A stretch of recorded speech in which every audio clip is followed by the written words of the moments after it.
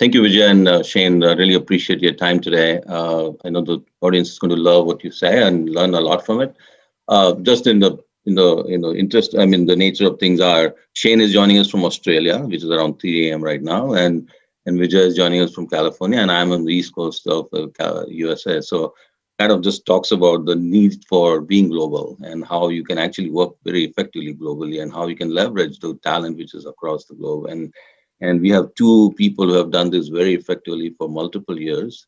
As Amy mentioned, Vijay used to, has done this multiple times, and he used to run Intuit Global Centers, and they are one of the top. They were always rated one of the top employers to work for in India, and then since then he set up centers across the globe. And Shane has done the same thing. He set up a center in Philippines. Now he's actually actively established a center in Bangalore and growing rapidly there. So I wanted to get their learnings, and we can learn from them and see what has worked for them. So I'm going to start with you, Shane, because you woke up in the middle of the night. So so what is your vision for global centers, and how do you get the best output? What are the kind of outcomes you're looking for? Thanks, Nilesh.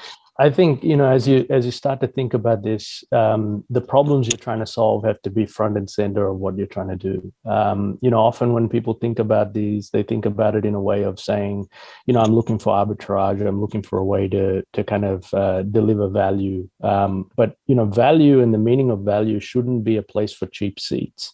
So when you're thinking about the vision has to be centered around building meaningful capability that's able to propel the organization strategically forward. So, for us, it was really about thinking about what is the talent we want to get in front of, what's the capabilities we want to build in the next, kind of mid and long-term future that we're thinking about. And then where's the best geographies and the best talent pools to really get around there and start investing in that early. That helps kind of build the subject matter expertise, the competence, but then more importantly, that builds us a steady platform to kind of continue to be able to scale upon. That's great. I mean, I think that's so well said. So Vijay, you've done this multiple times, multiple locations, and I think Shane mentioned right locations. How do you go about finding the right location? What have you done to figure out, hey, here is where I need to be? And what are some of the parameters you looked at? If you can give us your insights into that? Yeah, no, happy to dive into locations. Just wanted to make sure I'm audible before I start. You are. Just a brief on your previous topic and vision, by the way. The way I think about it, it always starts with vision first. And, to me, as I embarked on building global development centers, for Intuit, it was all about how to bring Intuit's mission, right, of powering prosperity around the world, as really the vision for what we want to build. Is all our centers are really to serve that powerful mission. And we just, we actually made it so central that around the world phrase is all about how we actually drive that outcome with talent from around the world that work together, collaborate together, innovate together to deliver the outcome. So specifically on locations, to your question, the way I have realized is, it's important to take a strategic approach to locations, right?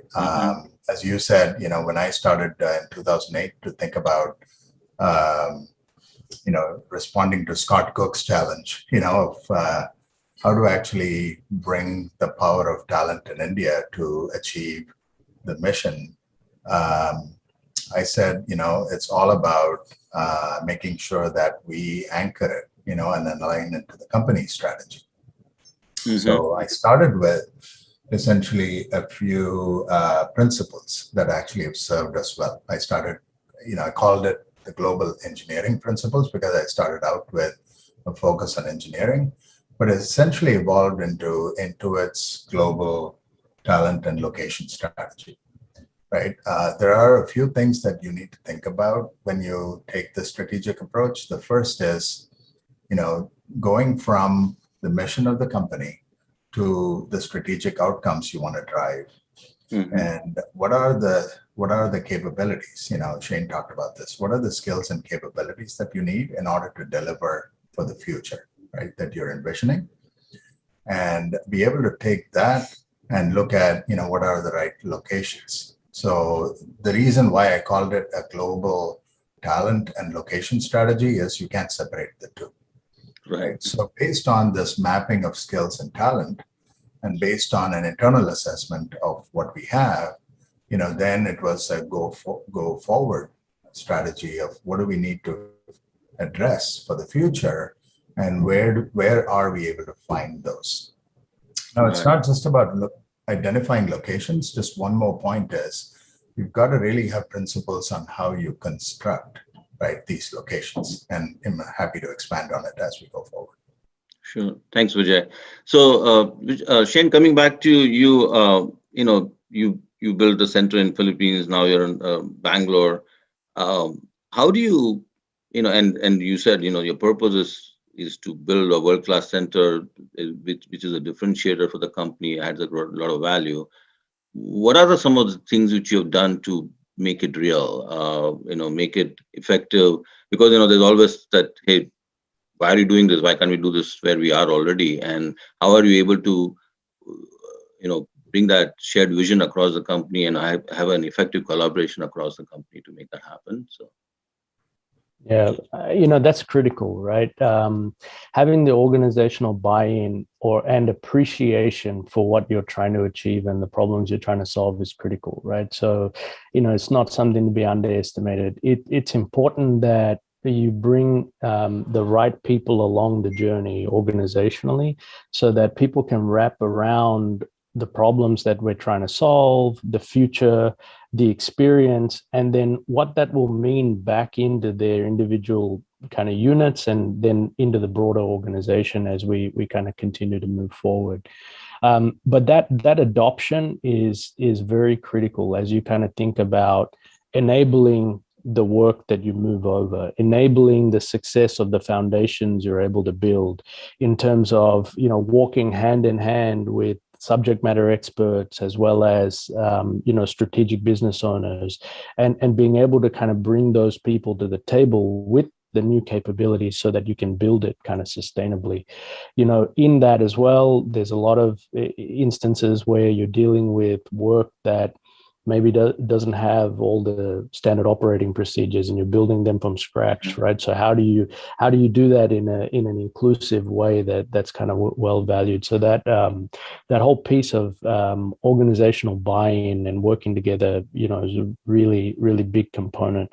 Going back to your other part of the question, which is around, how do you go about building that within the geographies? I think, Vijay hit on this a little bit when he was talking about the type of connection to the vision. What are you trying to deliver, right?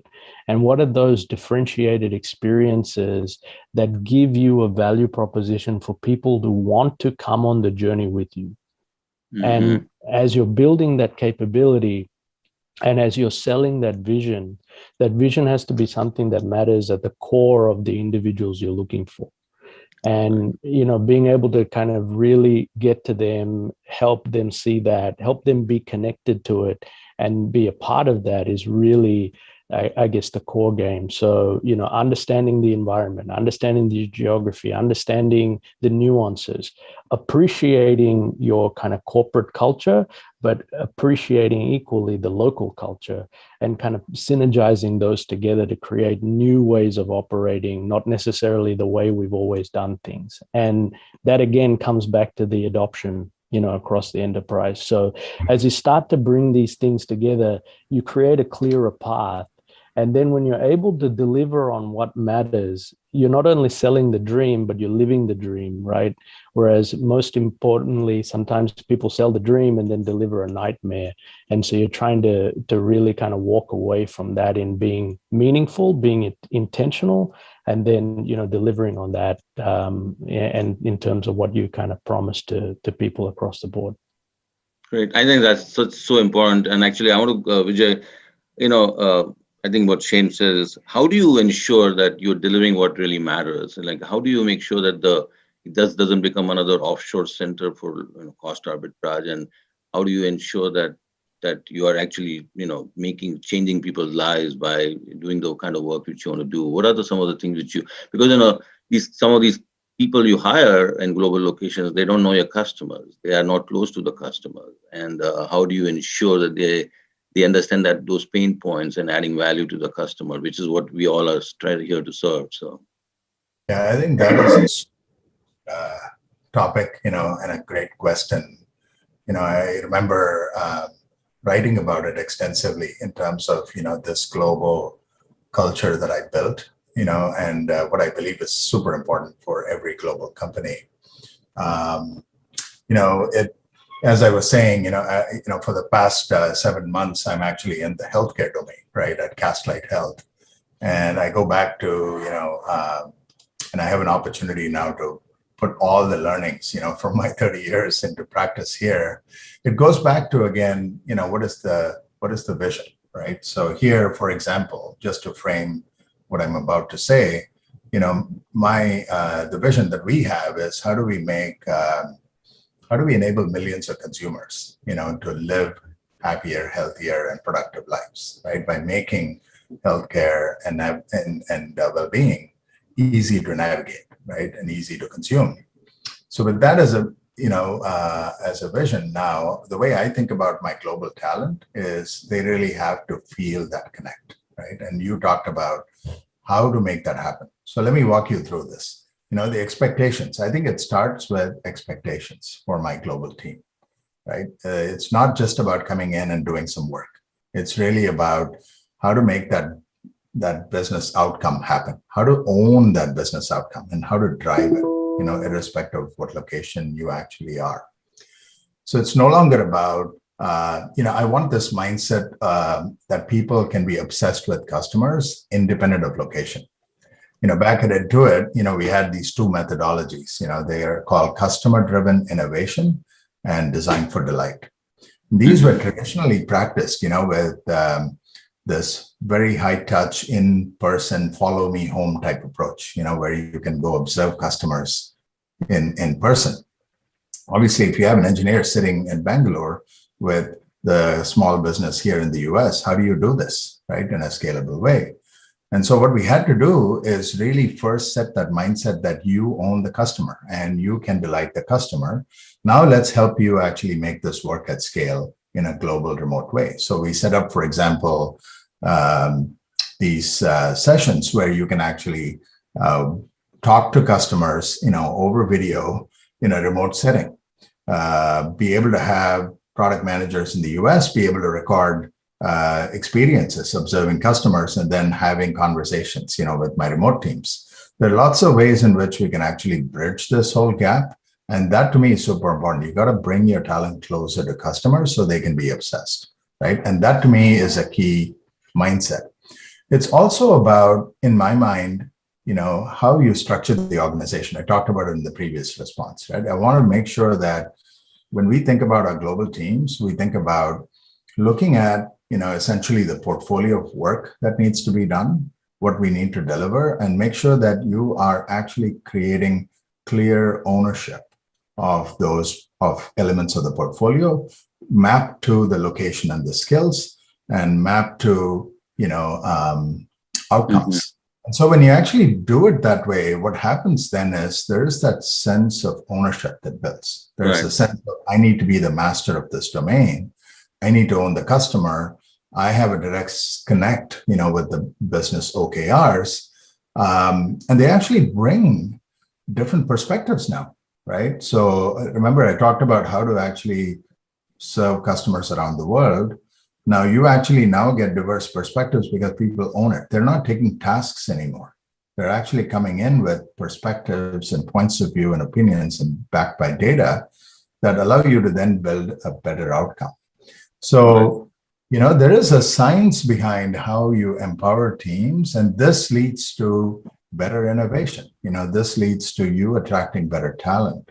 This allows for high productivity, right? This allows for you to actually scale as a company better than if you were to operate in just one location.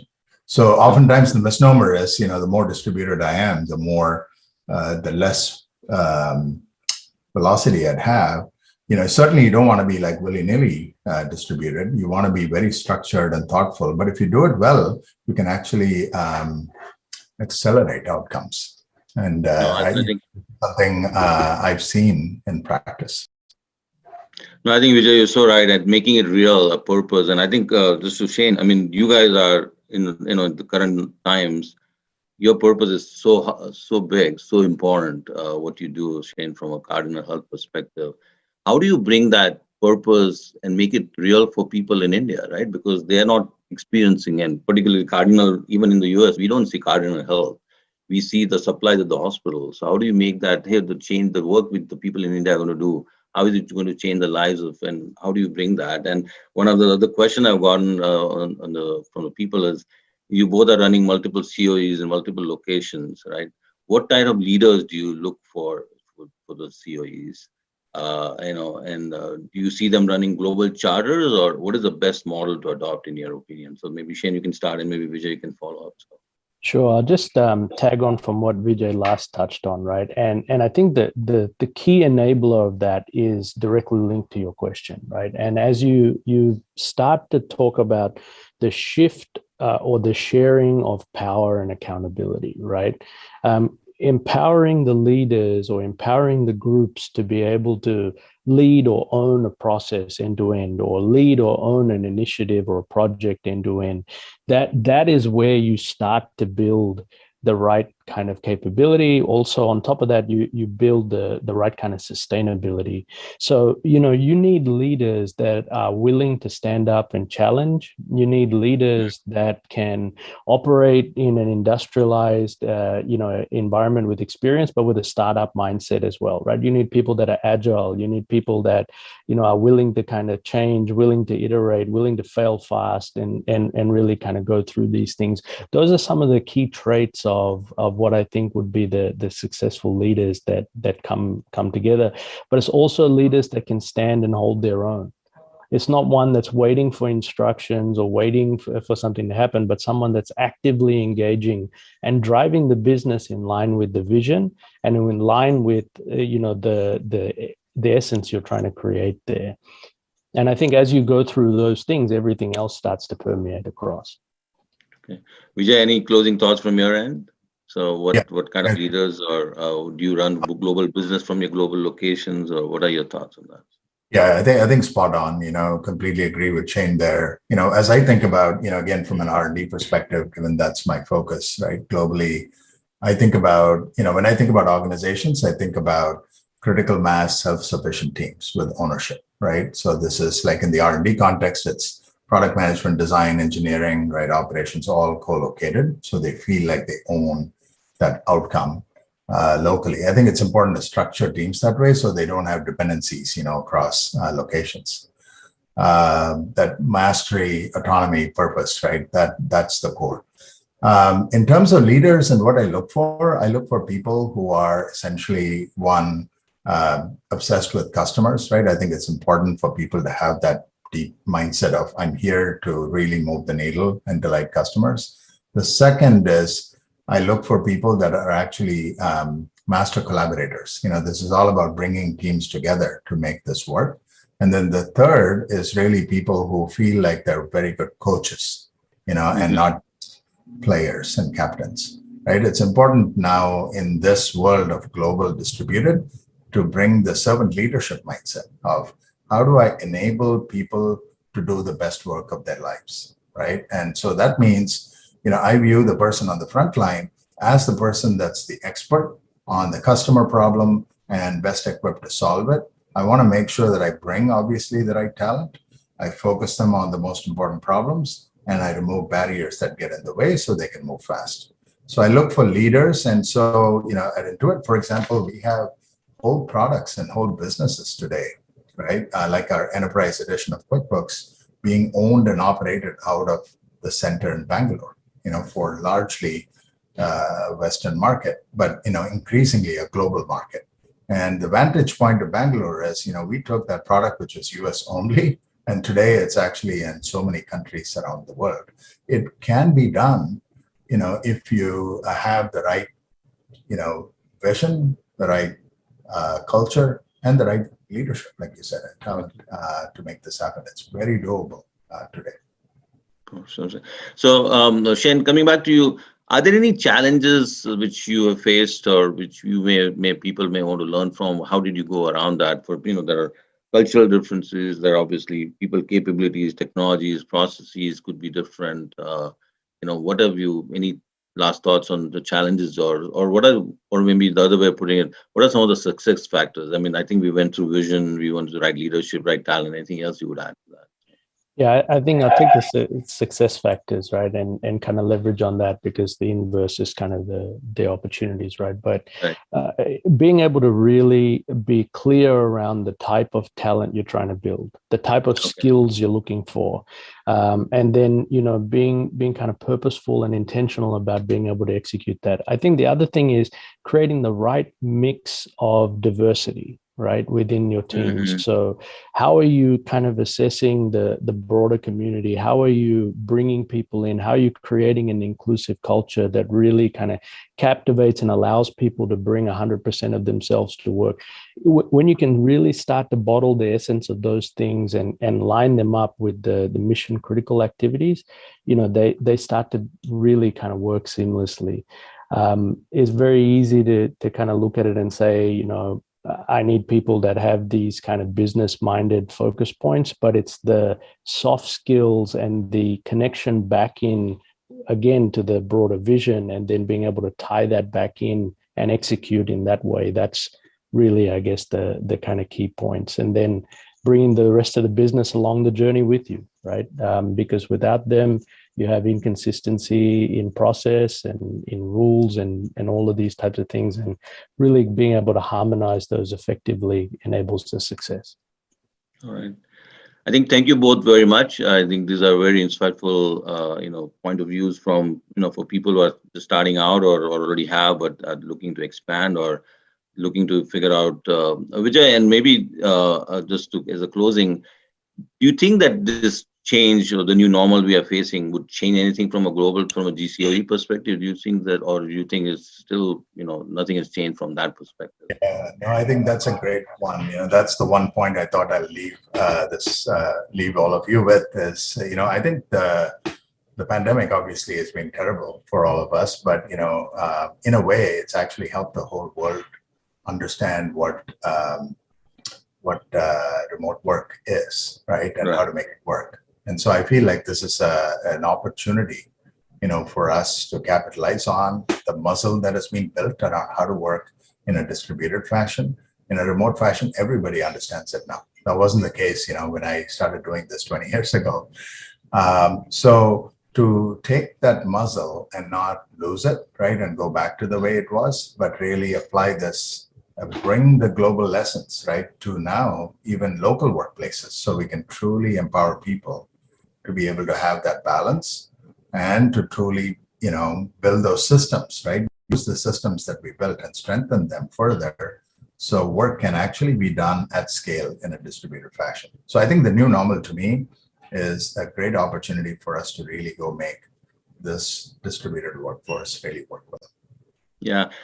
Just thank you all, both of you. I just read a report where 30% of the companies are now actually looking for new locations. So 30% of global companies. So it's clearly this is a trend which continues and accelerates. And actually the new normal, as Vijay you just said, is actually now making it's become real. People now see that you can actually do this globally, like we are doing it right now with 3 different locations in the world. And thank you all for listening. And Amy, over to you. So.